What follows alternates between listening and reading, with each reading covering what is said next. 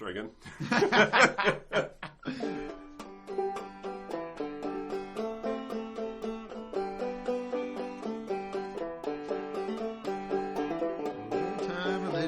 That old-time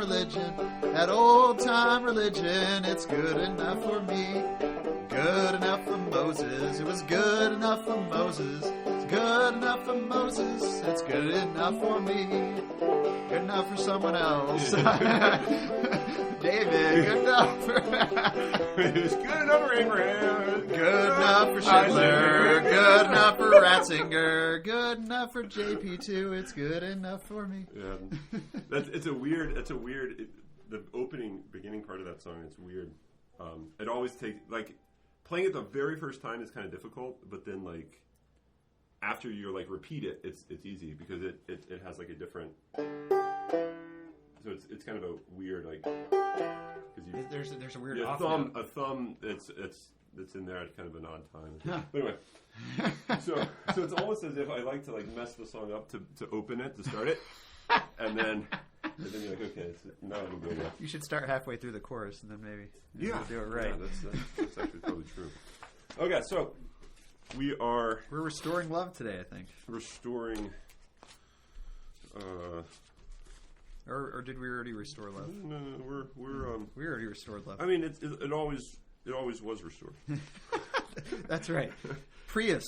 This was a very, very great reading. If anyone, I mean, it's also maybe one of the hardest readings. It was not easy of the semester. So don't lose hope. Because I think it's also in some ways the most important reading of the semester. Mm-hmm. And it is a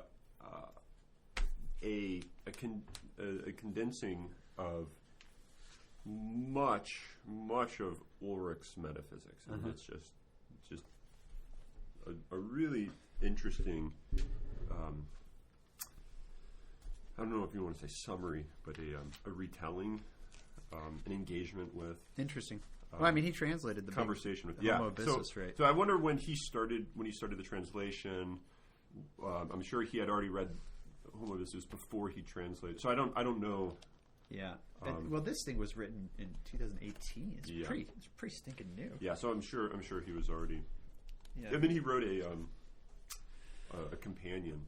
Yeah, and Homo Abyssus is like 1,000 pages, so he's going to be working on this thing for like years. Yeah.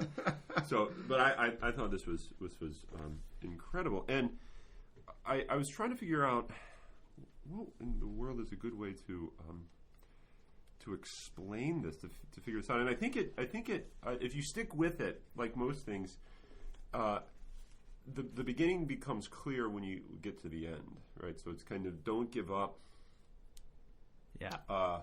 In an understanding, because typically, you're not going to be able to understand everything that's going on simply on page 2, even though that's the introduction, and it's like a summary. Here's a perfect example of this. I got to page 132, and he said, this indeed is the most radical, generous way to give. There is no wavering in God's creative act or hesitation in potency God may or may not give. I was like, wait a second, what? But instead, the gift is made as radically actual as already having been made, as taken for already granted. I wrote, there's no wavering nor hesitancy in God. Question mark? I was worried this was going to destroy his freedom. But it wasn't until I got to the end of the chapter that I was like, oh, shoot, I think I know what he's saying. Yeah. And I think I agree with that. And I think it has helped me to understand, not finally, because there is never really a final when we're talking mystery, but the depth of what it means that a creature freely participates in creation. Yeah. And that I have freedom. Yeah. And which he's obsessed with, right? Yeah. Oh, yeah. And I think I mean we can always turn this discussion kind of on itself, or turn this book on itself. You're trying to understand what's the thesis of this. For at least for me, in some ways, my coming to an understanding of this chapter has revealed in some ways the content, like the process of coming to understand this has sort of revealed the content of what it's trying to say. Okay. So you read stuff, you don't really think it's that important. You think you're not even sure, in some ways, maybe fully aware of what's been given, what's been said, the significance of why Schindler put things this way, or why this is happening. And then at a certain point, you get to the end and you realize, I understand now, but only because, in some ways, there was this prior understanding that I had that I didn't really have. Yeah. Right? I mean, it's this no, weird, that happened to me too. This exact point, right? When I got, so I think 132, my question on 132 is answered on page 142. Like it took that long to get there. And I was reading this slowly and meticulously. And when I got to 142, I was like, this is my Brian Davies question. I mean, and we've talked about Brian Davies' book, Thomas Aquinas on God and Evil, a lot, which I still use in my intro class. But I always use it first and then use Ratzinger second in order to sort of try to explain maybe the deficiencies in that explanation, although I think you have to go through those deficiencies. But I think the explanation comes here in a way that I've never thought. The way that I've never thought about it before. The way that I never thought of it.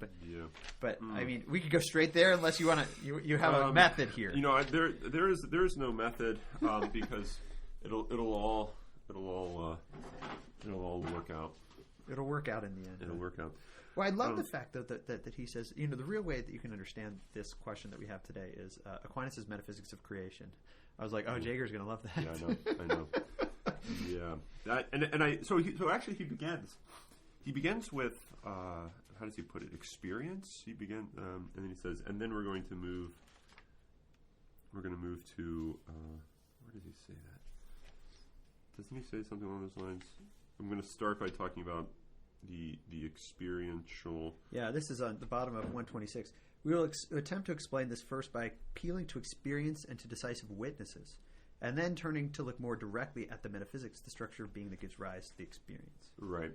And so, in some ways, what's known in experience is not in contrast to. So a lot of people say they hate. Metaphysics, it's so hard, it's deep thinking, it's just not for me, or what have you. But in some ways, the content of it, like what metaphysics is about about the stuff that comes here in the beginning. So I think, it doesn't make it easy thinking, but I think there should be this recognition that what metaphysics is an attempt to do is it's an attempt to understand the basics of reality, which is ultimately love, right? And so all the most meaningful experiences in your life that sort of make everything else make sense. That's what metaphysics is trying to get to. If it's not, then you're doing something else. You're not doing. Metaphysics is about what is reality based on what I've experienced. Yeah. And actually, so I maybe put it slightly incorrectly. Metaphysics isn't trying to get to that. That's what your life is. Metaphysics is a reflection on, in some ways, what you quote already got to, or what you've maybe experienced. like a contemplation of it. Yeah. Is probably what Schindler would say. And then I think those that engage in it recognize that even in the act of engaging in it, there's something meaningful about it, right? So it's not simply, what I'm thinking about is important, but the fact that I'm thinking about it in this way is itself this like great act of. I mean, it's when knowledge becomes a love, right? So going back to the previous chapter, that you just don't know stuff to get data to put on a test. You actually want to know stuff out of a love for it. Yeah, to enter into it. Right? Yeah, to move out of your self-ecstasis into the other thing. Yeah. That there be a union. So I liked how he said, let's begin with this and we'll move into metaphysics. But it's not that these are talking about two different things. They're not, really two different disciplines in some ways. They're mutually enhancing. And I love how he starts off by quoting all of our favorite people. Yeah, and he said, because when he said decisive witnesses, I was thinking, okay, who are the witnesses going to be here? Yeah. And then you turn the page and you see Balthazar is there. Is that right? Yeah, Balthazar, Peggy, Pieper, Aristotle, Oster. Kierkegaard, like all these guys are the witnesses. Yeah. And Peggy I found actually particularly interesting because it was in many ways Peggy that launched us on this whole quest for love. Yeah. Right. Yeah. And he actually talks about almost the exact part that we were reading in that first it was in that part introduction, right? I think the kissing of the head, and the father does, and so that's probably a good place to, even though we already began, it's a good place to start. How about that? Every end is a beginning. So you have the top, the question, what is love? And we talked about this a little bit last time, and we played the cheesy song about I want to know what love is. but here you have in this you have this great quote from 1 John. In this is love, not that we loved God, but that He loved us. So the next sentence says what's fascinating about this is that to know what love is also at the same time to know how it arrives. Yeah, the arrival. So the which made me, my initial thought was, this is to really appreciate love, you need to have a genealogy of it, right? So this is something that I think is really important for us to put a conversation of love in the fore, but to think of it in terms of a genealogy. Where does it come from? And you have all these sociologists, these psychologists saying, it comes from, and then you give a psychological account of it. And then you have Nietzsche giving another type of psychological account of love, ultimately rooted in a type of resentment or a type of like power over a power for the weak to overpower the strong. But so I think it's important to give a correct genealogy of love, and it almost seems that that's what this is, even though it's not stated in that way. But to know what it is, you have to know its arrival, which is to say you have to know its history, so to speak. Which I think is in a way just to say it's a first principle, and therefore if you try to explain a first principle, guess what? You can't. Doesn't that comes at the very end? Doesn't he say something like? Oh yeah, it's in the Jaber Crow. Oh yeah, man, we're jumping right to it. Yeah, talk about favorite people. Here's Wendell Berry. Yeah. So where is it's that? on page 140. 140. Okay. So yeah, it's right here. Towards the. Don't you want to read this book now? I know. I know, that was incredible. I think you gave me a copy. I think I did. Yeah. So I'm going to have to get that and read it this summer. But love, sooner or later, forces us out of time. Is this what yeah, this would be good. Forces us out of time. It does not accept the limit of all that we feel and do, and the virtues and all the sins. Love alone crowds us at last over the edge of the world. For love is always more than a little strange here. It is not explainable or even justifiable. It is itself the justifier. We do not make it. If it did not happen to us, we could not imagine it. This is. I think I almost said this exact same thing about Plato's understanding of the forms. This is how he approaches the forms. They're the justifiers. You can't justify them or explain them. You can try, and in a sense, you get a better understanding of them by trying to, but it's only by experiencing them. And this is why in the symposium, if all of you remember, it's only in love that you come to know the form of the good, right? And so I think what you have going on is love is itself the first principle. It's the most primary thing known. It's the first thing known. Love is the first thing that you know, and therefore you can't try to explain it in terms of anything else. So you don't need to do anything to understand what love is, because in some ways you are it. Rather, what you need to do is remember what it is, and this is why I think it's really important to, and this ties up with the questions we've been talking about with the patristics' understanding of memory. But I think it's a type of remembering of in some ways what you are, and that gives you that the importance of the question of man know thyself, and I think you'll come to see that you don't really have to do anything, because in some ways it's already been done for you. You have to see it, and then once you see it, then you can respond in new ways. But you sort of already have accepted and already understand what's right. What's but in even sense, in your rejection of it, you have this more fundamental understanding of it. That's why you can never not will the good. You can never not seek to know.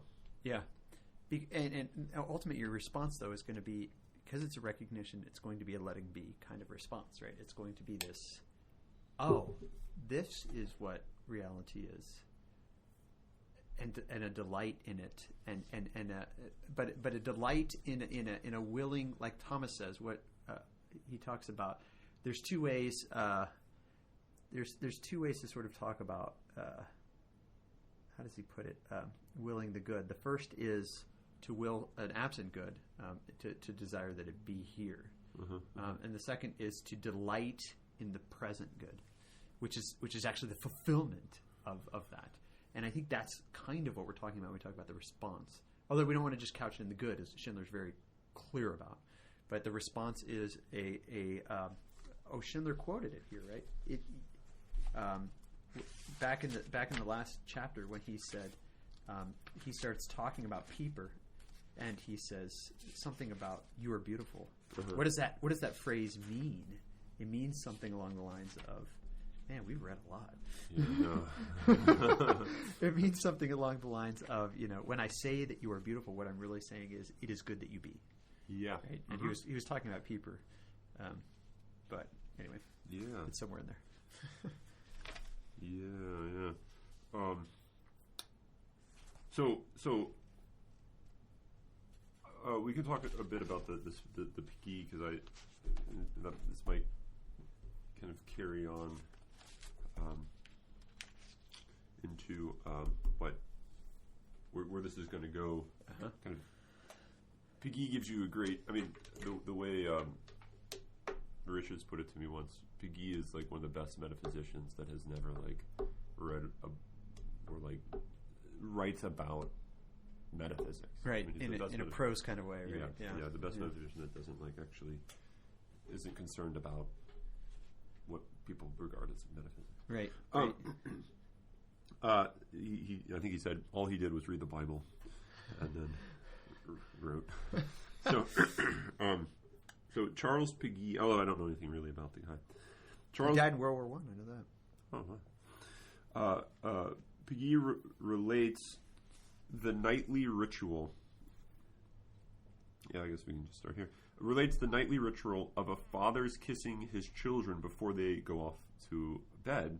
A ritual that has become so fully expected that it is performed unthinkingly, almost automatically, as an unspeakably profound gesture of love, precisely because it is a revelation of the unquestionable givenness. So I remember reading this in Piggy thinking there's something, and he emphasizes the of course this is going to happen, and it becomes so routine in a sense that it becomes almost background sort of stuff. And I initially was thinking, but that makes it so unimportant then, because it's you're just doing it mechanically, what have you. But I think, I don't know if this is exactly what's going on, but there almost seems to be something about it's being so unthinking, it's being performed unthinkingly or automatically, or so expectedly that you don't have to really make any act of gesture to bring it about. The father doesn't have to really do anything other than just be the father to bring it about, in a certain sense, because it becomes so just part of him. Yeah. And likewise, the children don't have to wonder, is this going to happen tonight? Are we going to do this tonight? Or, because it just becomes so part of them to receive that. Yeah. And it's in that that ritual that has become so unquestioned that the I don't know, the true giftedness of that blessing of that event becomes, it's not let's focus on it so much and therefore we can like see its or it's done so rarely and therefore it becomes so unique or special or have you. Mm-hmm. But it's because it becomes so ever present that it becomes right. Unique, special. Yeah, and ultimately it becomes, I mean, I think this has something to do with, he mentions the word ritual earlier in at the end of the last chapter. Oh, yeah. Remember when he talks about culture and I think it's 126. Well, maybe it's not the last chapter, then last section that we read, right? Yeah. It's the environment of profound beauty that he talks about, right? Yeah. And he talks about just sort of everything being an aspect of it. He talks about this somewhere else too, though. I'm thinking. Yeah. Where he talks about culture and liturgical. Maybe it is here. I don't remember, but I think it was also at the end of the beauty and love. Yeah, that's what I was thinking. When it's kind of more in a negative. Or maybe it was the chapter before that. Anyway, a lot of pages have happened. We've done a lot of stuff here, right? But I think the important thing is this idea. Oh, here it is. It's on 80. The reordering of cultural patterns. Well, this is one of the places. There's another place too where he talks about it. Mm-hmm. Where he talks about education, liberating distance from technology, organizing space, architecture, all the cultural expressions of human nature. I mean, I think if man is going to live in reality as it actually is, the environmental reality around him has to correspond to reality as it is. And if it doesn't correspond to reality as it is, then he won't be able to see the prior reality, which I think is the point here, right? Yeah. If it's a ritual, then of course it's prior, right? Because it's just something that you enter into, right? Yeah. It's something that is given to you, which is, I mean, we could get deep into liturgical conversations about if we create liturgy, then we're actually destroying liturgy because liturgy is something you receive from something above you and something before you, right? Having to do with sort of even just like human culture. But I think this idea that he's saying the unquestionable givenness, right? Or as Pieper says, the confirmation and affirmation of something already accomplished as a pre-given is itself not a therefore lesser, but actually makes it sort of primary, that it's pre-given, right? Yeah. This idea that love precedes, the pre-use of love as he talks about it. I love how he starts this though with the old friendship, right? I mean, I was imagining this happening, right? The friend interrupts and says, before you go on, please first let me say, yes, I'll do it. Whatever it is you need from me, consider it done, right? Even that language, consider it done, right? Yeah. You're using the past tense to talk about something that you have yet to do, right? Uh-huh. And but I think what he's saying is it's love that gives this, right? And so even when I mean, we know this in friendship, right? You go and you ask your friend something, and as you ask your friend, you kind of sheepishly ask them, and you're kind of like, hey, would you mind if like, but it's kind of awkward because you sort of presume on already, of course he's going to say yes. Yeah. And so it's sort of weird asking because it almost is an insult to the pre-given. Yeah. So, I mean, this is like every time I come over and say, hey, would it be all right if I, borrow your extension cord or whatever? Yeah. And I know that the answer is either yes or it got run over by a lawnmower and no one can use it. You're right. Yeah. It's not whether you can use it; just no one can use it. Yeah. Because you don't have it, or right. But you realize that the asking isn't in some ways you're waiting for an answer of either yes or no. Either yes or no. You're kind of asking so that what you kind of already know is brought to completion. Yeah. Right. So I know you're going to say yes. Yeah. If I went and stole it, then this type of relationship that we have is where I know you would say yes is actually going to be destroyed. To which now I actually have to ask you, wondering, are you going to say yes or no? Right. Except that when it gets perfected, like in the parent-child relation, I mean, my kids don't ask me for tons of things that they take, Yeah. right? Because it's just assumed. It's a pre-given, right? Yeah. And he talks about the family as the pre-given too, right? Yeah. Yeah, I mean, I mean, it's interesting. We don't have to get into it, but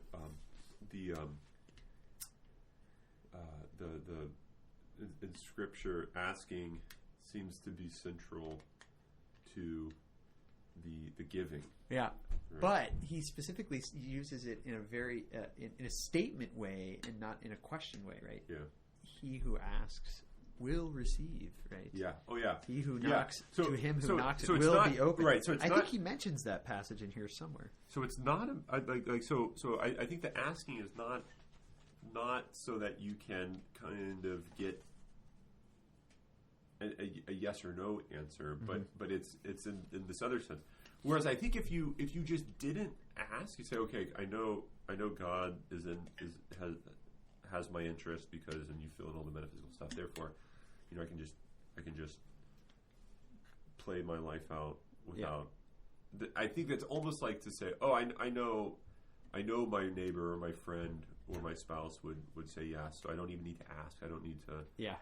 I think by simply not doing that, it actually corrupts that pre-givenness. Now, it maybe when it comes to being, it can never fully corrupt that. Right. Yeah, Schindler would definitely say that. But I think when it comes at this level of reenactment of the act of creation, the fundamentals of creation, I think it does destroy it. So like you can destroy a friendship by not asking what turns out to be, for a lot of people, a meaningless question, because of course they're going to say yes. Right. But that is a reenacting of the heart of that relationship, which is a pre-givenness and sort of solidifies. Yeah, I mean, I think this kind of gets to what he. So I wonder if that's why it's not simply demand of me and I'll give to you. Yeah, or call your shots. Like Jesus, I command you to heal this person. Let's You're not right. get into that. You're right. but more of an asking, knowing, in some ways, that you of course will give me what I want, because you love me more than I could ever deserve or expect. Right. And so there's this pre-given unity that, in some ways, it doesn't need to be asked. It doesn't but need. It's almost like it's kind of like you're there, but you're moving there. Right?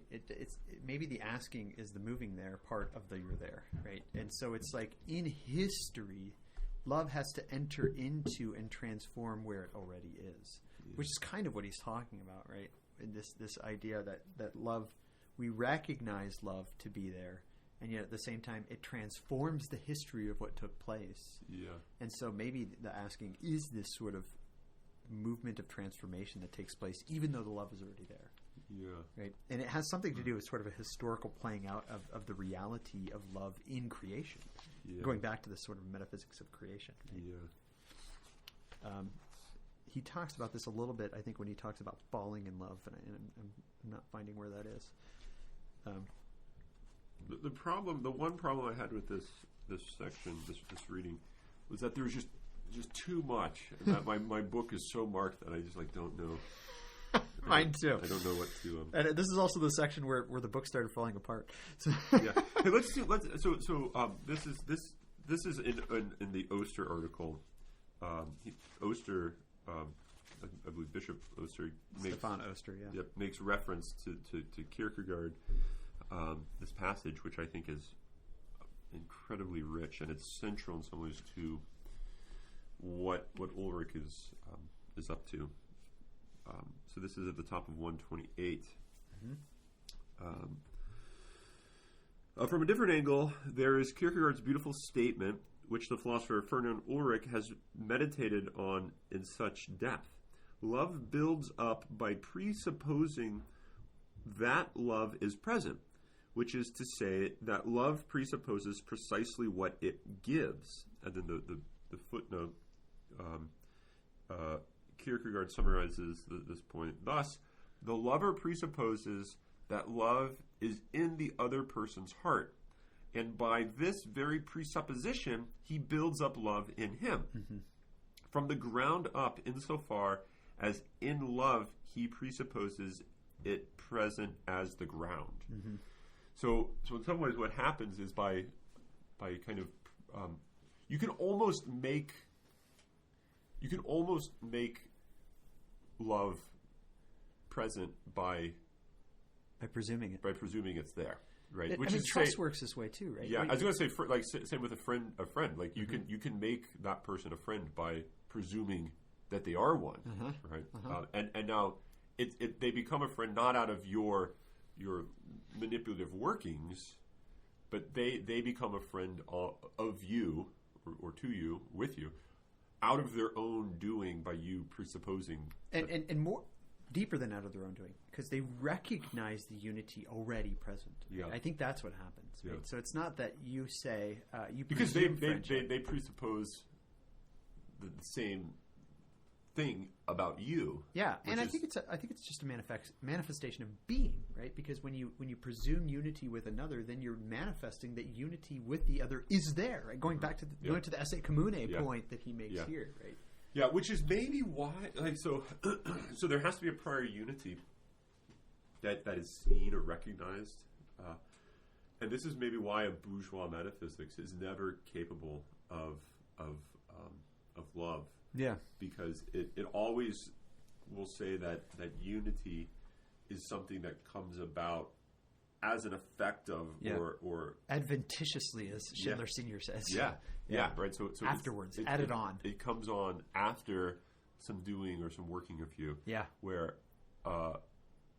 when people fall in love, they put it in that passive sense. Yeah, right. It's something that happens to you. Yeah, it strikes you. Yeah, I mean the terminology that's used in literature, the Romantics, it's like a lightning bolt. It comes unexpected. And, right.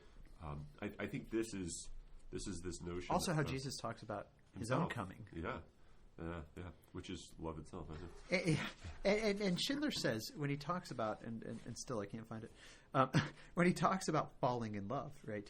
He says he uses that language, right? He says, well, we use this language of falling in love purposely because it corresponds to sort of this idea that it comes upon you.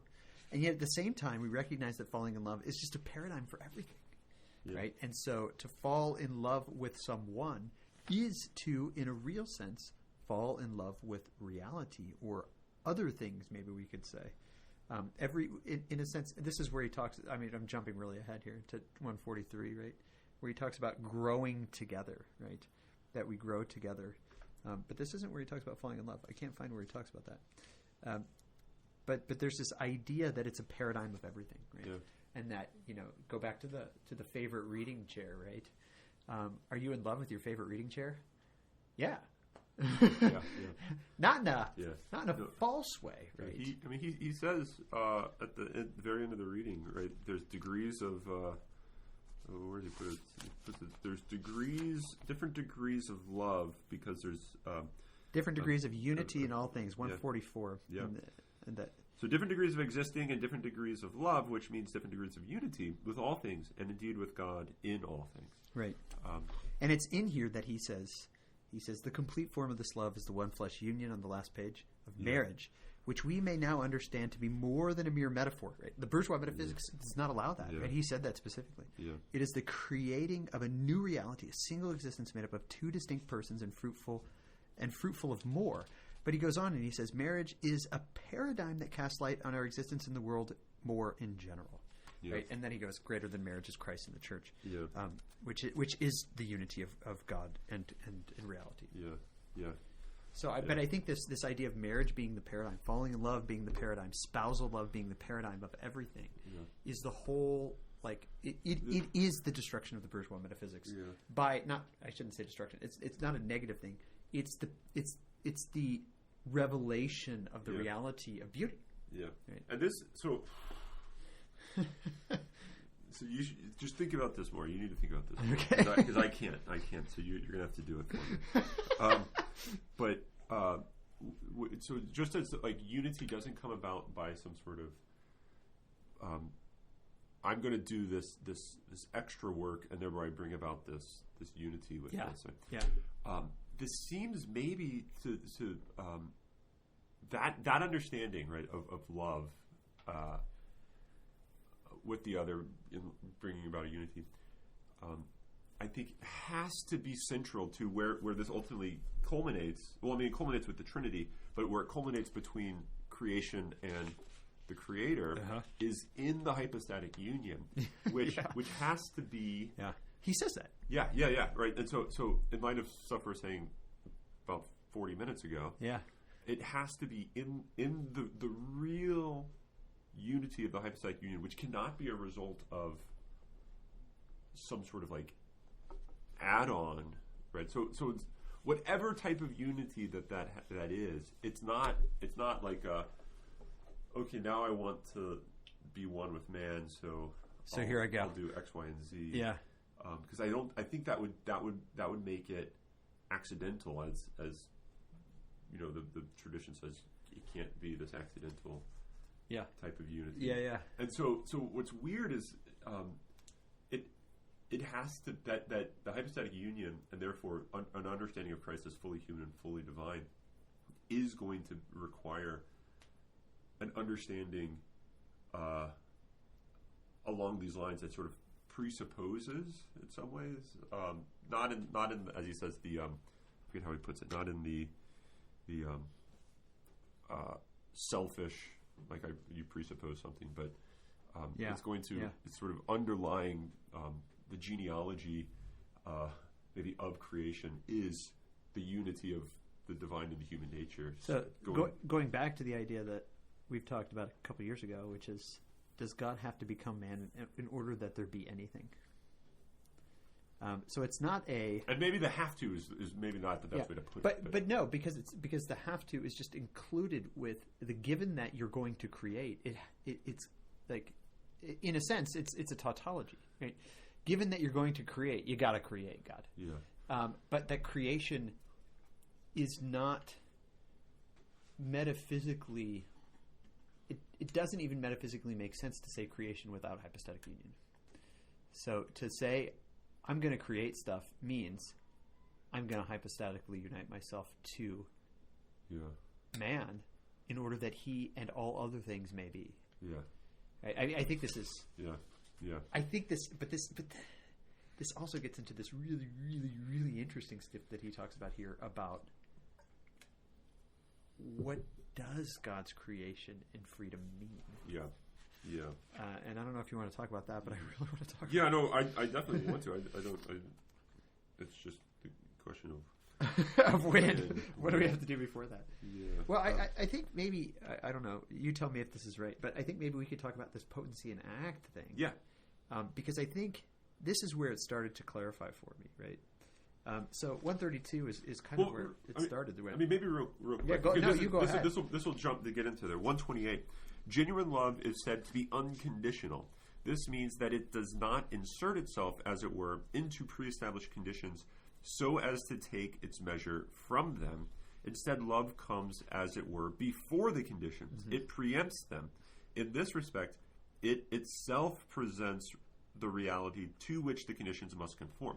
So I think we all recognize this sort of unconditional, inexperience, this unconditionality, this unconditioned aspect, not really aspect, the nature of love. Yeah. And that there are conditions in love, but the conditions are sort of what flow from the unconditioned love, right? Mm-hmm. So love has to be conditioned under particular sort of modes to be actual expressed, acted out, right? Mm-hmm. But going back to the Clark stuff, being itself, like pure essay, is unlimited.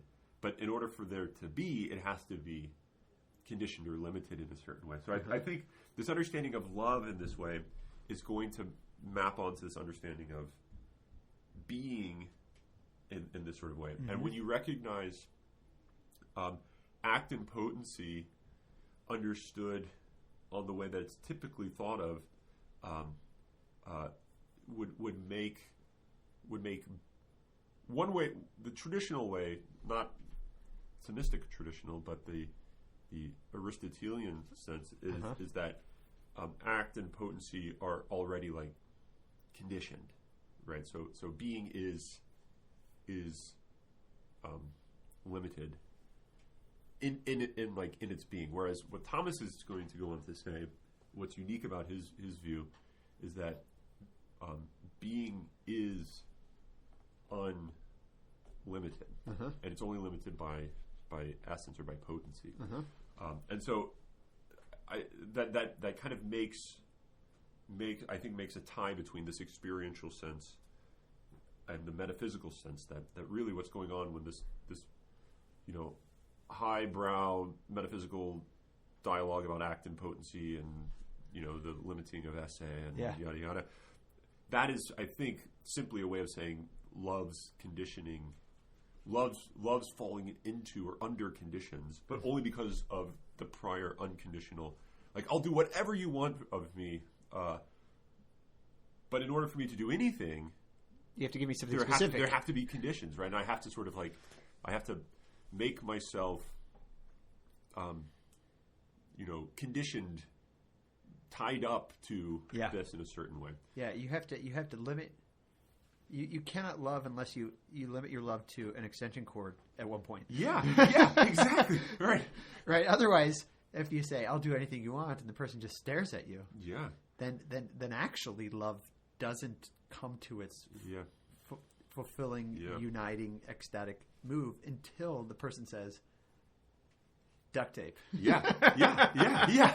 And then the other person says, we're out. But I don't think that destroys love. No, I don't think it does at all. But not at all. Because you can't give what you don't have. Nemo dot quo non habet.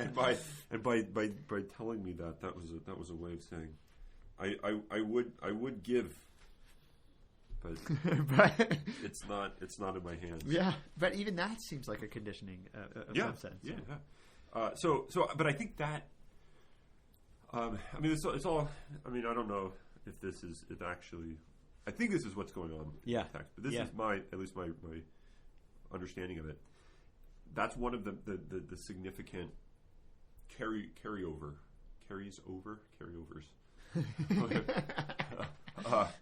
with the experiential and the metaphysical. Is that he's going to go on to talk about being. Turns out being is love, and therefore all of the stuff that we experienced about love is going to actually be what we already were saying about these metaphysical truths. Right. So this is like metaphysics played out in flesh and blood. Right. Which it has to be in creation. Yeah. It has to be in a material world. Yeah. So, but we can. But I think that gets to the question of here's how he asks the question at 130. The question now arises: how is such a thing possible? How is this paradoxical reality of love arriving in some respect before the soul is ready for it? How can something actualize when there's no prior potency to it, or something like that, right? And this, I think, the nature grace debate is in the middle of this question. Yeah. So he asked it: how is such a thing possible? It would seem to contradict what by many accounts is the very heart of quantitative metaphysics, namely the relationship between potency and act, according to which there is an inseparable though asymmetrical connection. There can be no potency except in relation to a particular actuality, and actuality is always the realization of a potency. If love represents some actuality, it would seem that this is possible only if it be preceded by the proper potency. In this respect, love would have to be the realization of a capacity already there. How is it possible for love to precede the soul's power? Right? And this is the big question. So if love really is the prius, the primary thing before everything, how can you say that love actualizes you or fulfills anything if it doesn't have a potency for love from the beginning? Yeah. So it seems like the preceding to the actualization of love has to be a potency for love, a thing that exists in some way that needs this thing coming onto it in order to make it real. Yeah. Whereas he's asking the question of, but it seems like what we're saying is love comes before even potency. Yeah. Then how can love be an actualization? And he says, we can get maybe some understanding of this, or some glimpse of this when we look at Aquinas' metaphysics of creation. Right. And so he then transitions, and then you get the transition bottom of 130. Right. So yeah, I think that's a good culminating conundrum there. Yeah. Right. A question. But now think about this. There, as Aquinas observed, this is I don't know, almost to the bottom of the text. Paragraph that starts on near the bottom. 130. As Aquinas observes, there can be no potency in the creature, no capacity to be created prior to the actual act of creation, because creation is precisely the beginning of all things ex nihilo. There is strictly nothing that precedes creation. The potency for creation lies simply in God and not in any creature. So when people stop to actually think about what it means to be created out of nothing, right? I think a lot of times what people want to say is God is having these thoughts about like what He wants to create, and then He creates these things. So that you either think that, or you think there's this thing called nothing. There's this thing called nothing. It's kind of goopy, hazy, watery stuff. Probably very dark. And then all of a sudden, poof! There goes the light. And then, but before that, before there was any creation, before there was anything that God does, there was this stuff which was called void or nothing. And I think that is a really dangerous thing to say metaphysically and I think theologically, because it's going to say there's something that's actually opposed to God. Mm-hmm. Right? There's this stuff which is actually not created by God, doesn't depend on God, doesn't come from God, flow from God. This is not created by God. This is the Christian or maybe Judeo-Christian sort of correction of Greek metaphysics, which is the eternity of matter. Yeah, and this is why a lot of people were kind of concerned with holding that the world was eternal. Right. You're right, because they were afraid that it would destroy creation. Yeah. What need would there be of God to bring about things if there were always things? Right. Wait, but of course he's going to get into this when he talks about continual creation, right? Which I think is really important. And this is what. But the way that he explains it is never a way I thought of it. Yeah. And it saves me a lot. And it's kind of. I mean, in some ways, I think he's trying to develop the thought of St. Thomas, not in a way that leads you to say, "Oh, he's different from me." I think he's actually saying this is really what's in the workings, right? Right. Which I hope at some point someone does with anything I ever write. They say, "Yeah, I know no one will ever really be able to figure out what Jaeger was saying, but here, let me help him out and try to say it in a little clearer way." I hope someone does that. Everyone tries to do that. But I think that the contemplation of what it is to be created out of nothing. How do you receive being? Right. So you're being created right now. Let's say. Yeah. Hopefully, you're still here with us. And if you're not, you don't hear this. But, which means you'll never know. Yeah. You're being created right now. So you're being created right now, and you're receiving being. You're receiving your existence, your very existence from God. But yet, it's not as if you, in some ways, could have existed prior to God giving you existence, right? So that you can receive it, so that you can then receive. So it's almost like, if you're going to throw a ball to someone, or playing catch, you're going to throw a ball to someone. There has to be someone there in the first place in order to catch the ball. To throw the ball to. Right. So if you're going to throw the ball so they catch it, there has to be someone prior, like to you're throwing so they catch it, right, in order for them to catch it, right? Yeah. But that's exactly what you don't have, right, in creation. It's not as if, oh, here's this thing that's going to catch the act of existence when God throws it to you, because that would presuppose that there's already something existing, and so it doesn't need the act of existence. Right. So there's this great conundrum. But he great does paradox. crazy stuff with that. I like this analogy, by the way. Yeah. The catch analogy. Yeah, but yeah. No, go ahead. No, I was going to say that's typically the way people think of creation. It's like you either have this thing which is an idea in God's mind, or you have this thing which is goopy, voidy, mysterious, hazy I now stuff. realize just what you're talking about, that the idea in God's mind is the same problem. Yeah, it is. Because creation is coming forth from a potency. Yeah, and I think this is in Ulrich. You don't want to reify the divine ideas. Yeah, unless by reifying the divine ideas, you just mean creation. Yeah, right. Yeah, exactly. Yeah, that is the reification. Reifying of the divine ideas is to make them things. Yeah, material things. Which in fact they are. Yeah. So there can't be prior thoughts though of what should I make? But the problem then is with the Leibnizian possible world. Right.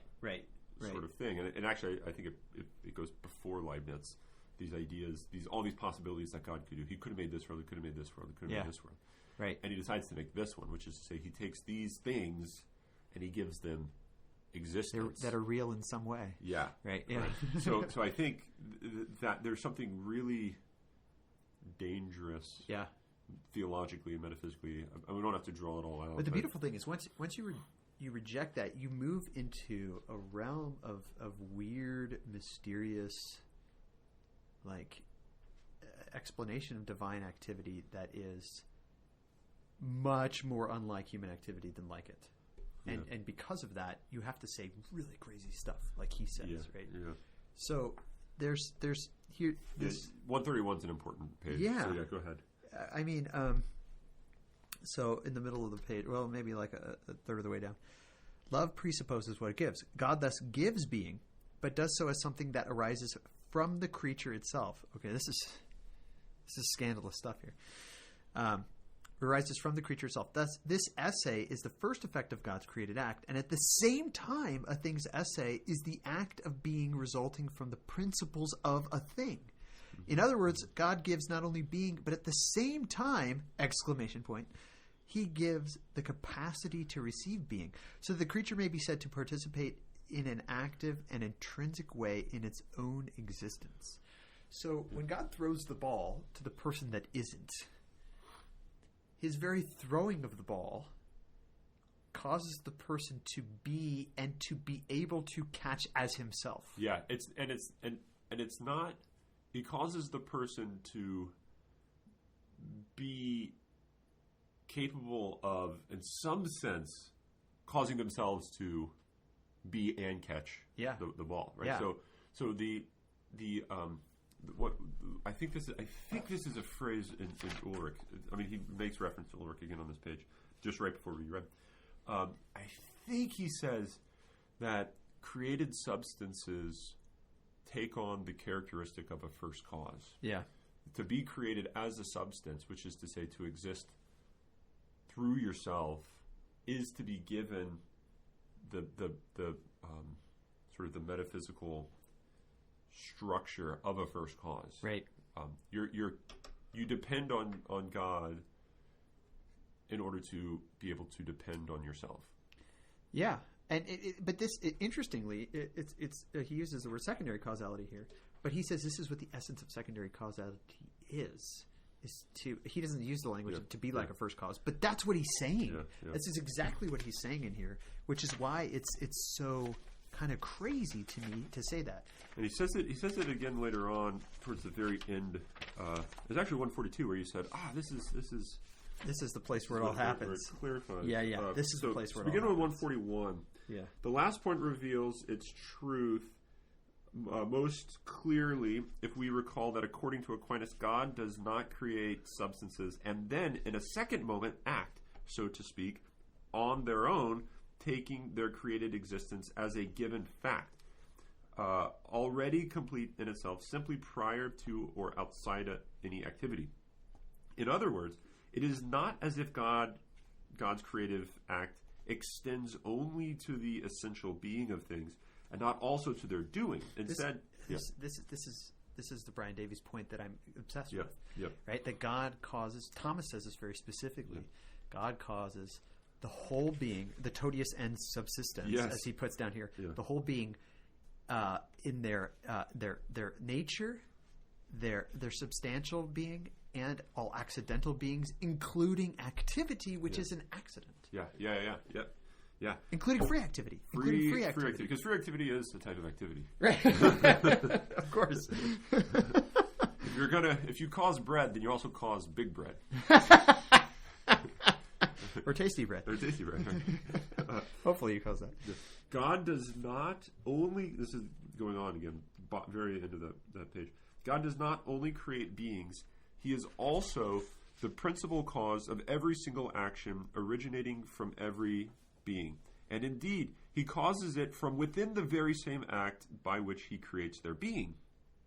And here's where it gets really interesting. But really, I don't know if he says it here, but he says it beforehand. This is why when we mean continual creation, we don't mean... well, the first thing we have to say is we mean continual creation. So God didn't create past tense, and then now he's not creating. Yeah. Although in one sense he wants to say that's true. Yeah. But we normally think, when did creation of the world happen? And people will ask, well, how many years in the Bible? Blah blah blah. What does the rock say? And carbon dating? Who cares, right? Yeah. That doesn't actually tell us when creation is happening now. Yeah. Right? Yeah. And so my kids, will ask questions. I mean, so they every now and then they'll look at the Baltimore Catechism and God created the world, and then they'll ask me questions about God creating everything. Yeah. And I'll say, God created this mug here, and he is creating this mug. I'm like, what? What do you mean? I like to like just talk about in terms of like, well, if it wasn't for God, this mug would not be here. It's only because God wants this mug to be here, and so it's like this sort of like ongoing reality. So creation is not like you make something and then otherwise you just become a deist. Yeah. Right. But So sorry. No. So but I think that's helpful to understand that creation is something that is.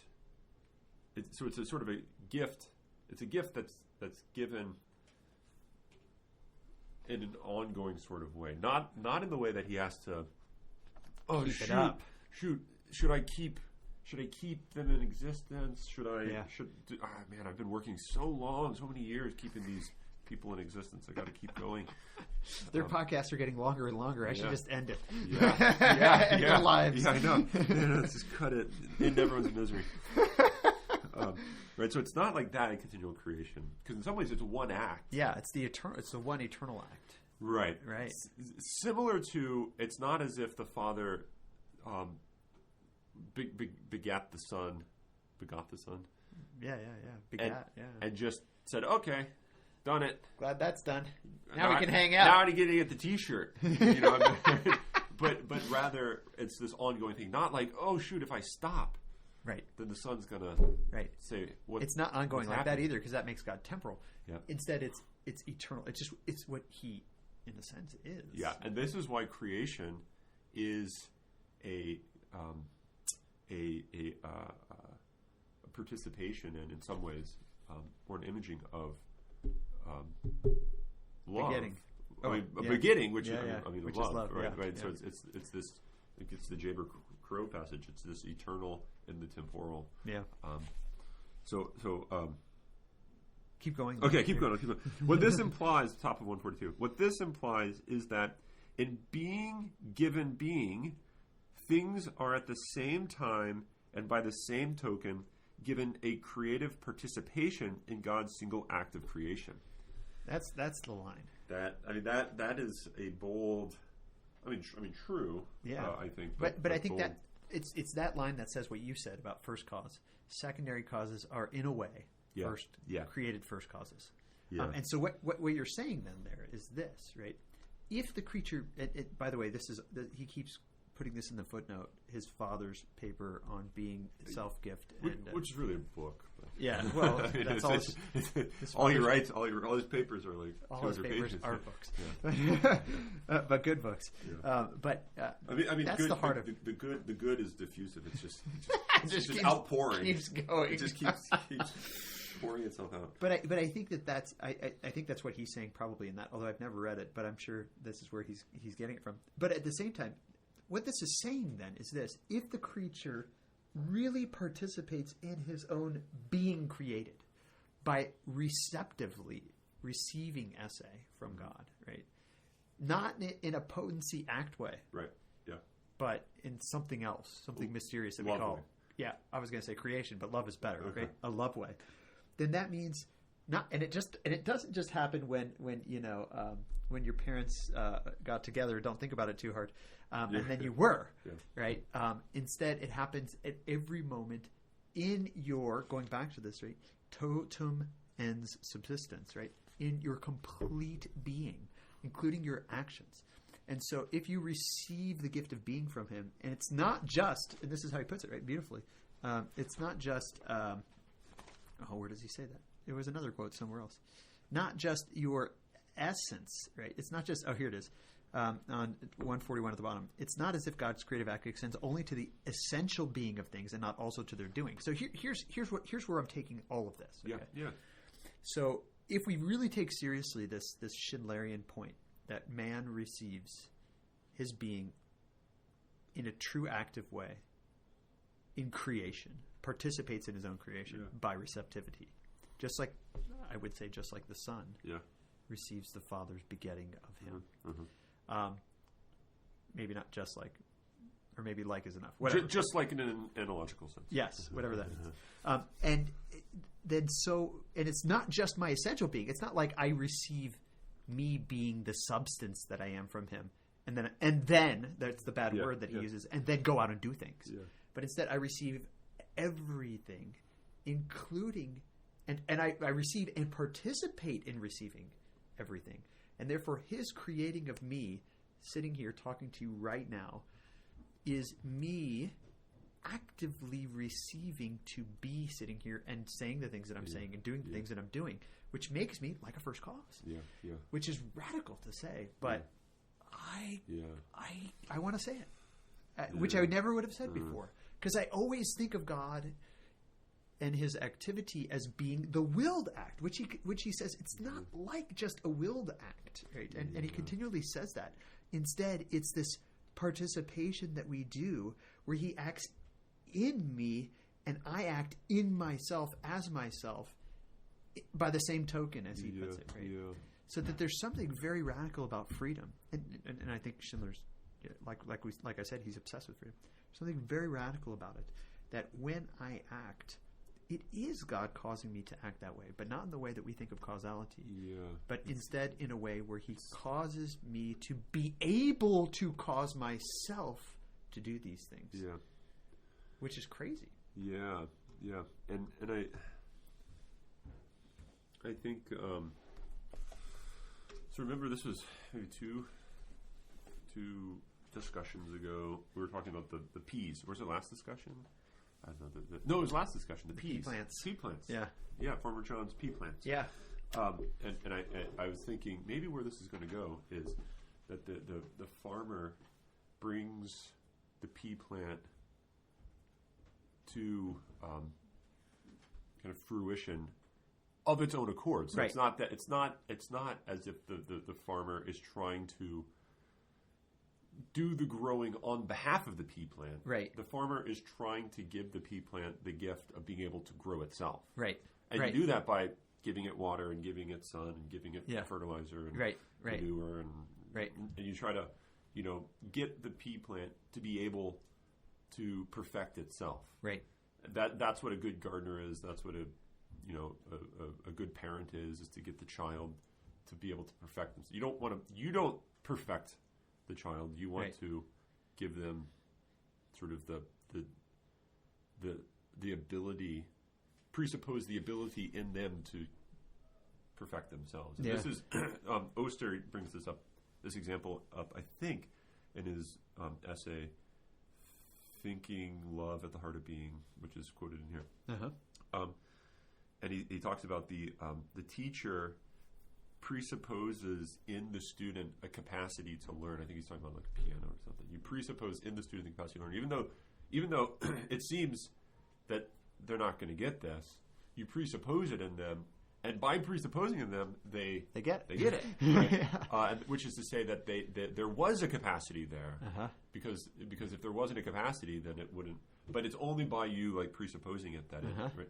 So he sort of uses that, and it's the same with the teacher, any teacher and student, that you kind of presuppose something receptive there, and in some sense, it's you're presupposing it that makes them receptive, right? And it sort of makes them see they were always receptive, always already receptive to that. So in a sense, it causes the capacity, and yet at the same time, it's a recognition. It causes the capacity from within the other. It sort of draws out from within the other. Not in an extrinsic way of like manipulating them to get them to learn by giving them fancy grades and things. But he causes them to like flourish from within, to flower from within, to being receptive. But this kind of this any of this thought is impossible in the bourgeois metaphysics, which is the next point that he goes to. Immediately he says, if you're going to have an atomistic understanding of everything, then you're not going to understand this. Right. Yeah. And so the essential nature of the oneness of all of reality, which is esse commune, as he explains, right, is really important. I love how he says, it's like we need other things to do anything. Think of breathing. Yeah. He goes, think of eating, and of course, think of reproduction. But it always is in communion that our lives are, I love how he puts it, concrescere, right? Is to grow together. Think of the cover of Homo Abyssus. Yeah. Everything is united, right? And so, but so much so, and this is the beautiful thing that he says, everything is united that it's a creative union. That when we are united with each other, when we come to a recognition of the union with each other, which actually causes more union, it actually becomes a creation of a new being. Yeah. That's the amazing thing that he says. Yeah. I'm trying to see where he has that great quote where he talks about that. Cool thing. Here's a cool thing that he says. 144. There's a lot of great stuff. Yeah. Aquinas says that living is being, or living is the being of living things. But the acts by which things live always involve a profound intimacy with things beyond their organism. And he says, consider breathing, eating. And he goes on, our esse, our actus essendi, our act of being, is an act we exercise ourselves as resulting from the principles of our own being. But it is also the case that our very own esse is an act we jointly exercise with others. It arises also as a fruit of our acting in them and their acting in us. Mm-hmm. And the whole of this is God's gift of being, the supreme act of love. So in some ways, what is your being? It's as we talked about in Schindler, it's communing, right? It's going out of yourself to another. Like that's what your being is. It's not.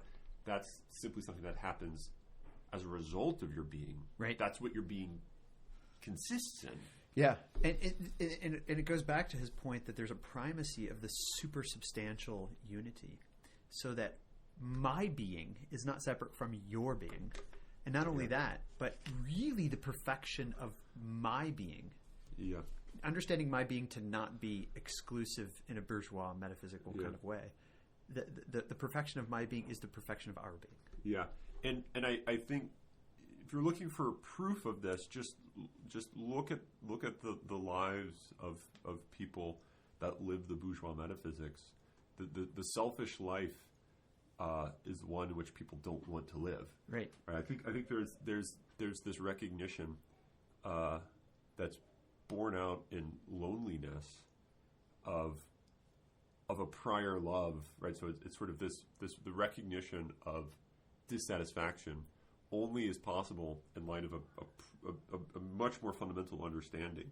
Even if it's unspecified, people don't know how to respond to this. Right. It's still this understanding of a communion, and in some sense now they unfortunately think that to perfect this or to overcome this loneliness, is to move more into myself and away from others. Which is the opposite. Which is, and that's why it just gets worse and worse. But that's, and I think that makes the main point of this section. The point is this, that the metaphysical framework, which is not a good way to put it, even the metaphysical prius, like just what is being, if it really is love, which is, he says it a couple times here, just stops this paragraph and says, being is love. Yeah. I mean, he ends the whole chapter that way. Oh, yeah, there you go. And what he's saying is this, right? That the person who lives the bourgeois metaphysical life is the one who is living being, which is love, in a non-loving way. So, of course, it will not be perfective, happy-making, satisfying, because the point of my being is the perfection of all things in unity and communion with each other. In esse commune, being, in a sense, manifest in the unity of the distinctness, the distinct substances within it, right? Not substances in an atomistic way, but substances in an openness to each other and unifying way. Yeah. So that, of course, if I'm going to live in a way that's not corresponding to what, in a sense, it seems like the perfection of me is the perfection of the universe. Not that it's contained in me, but that I'm contained in it. Yeah. And maybe both, right? But if I don't seek the perfection of the universe, then of course I'm not going to be perfected. Right? I mean, that's the key. Yeah. If being really is love, then I need to seek to be in the other, and seek and to mutually indwell in, to be ecstatic outside of myself, to be in friendship with all being, and it's going to come at a cost. I mean, there's a sort of vulnerability that you have to presuppose that the other is a friend, or that there's a union with the other, because it turns out that person can abdicate, if you will. Right. That person can reject. Right.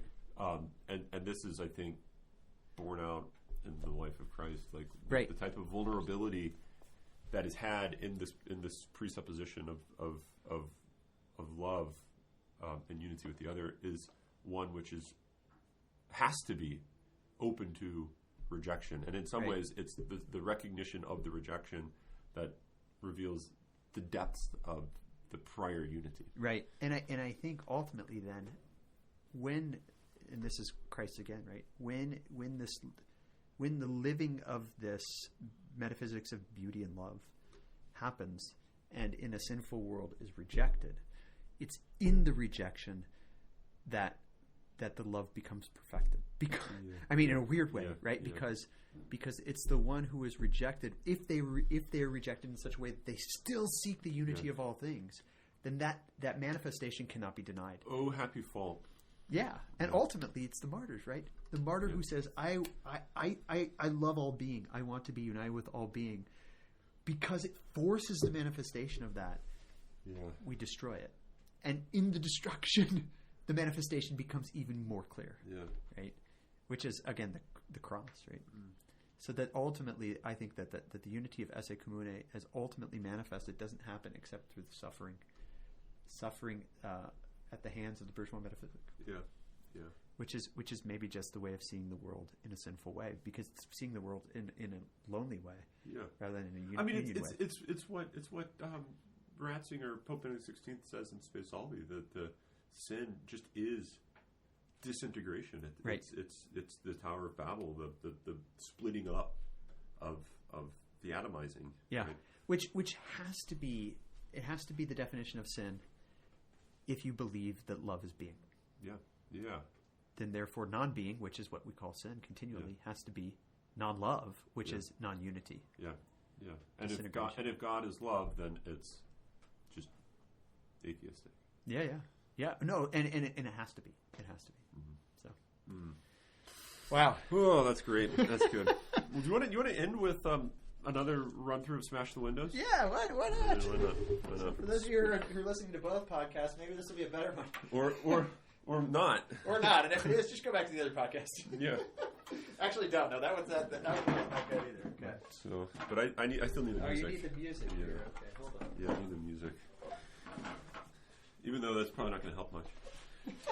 Well, I don't know if it's usually not your problem. It's my problem where the mess ups happen. No. Okay. I'm trying to think how it goes again. Okay, yeah. So 1, 2, 3, 1, 2, 3.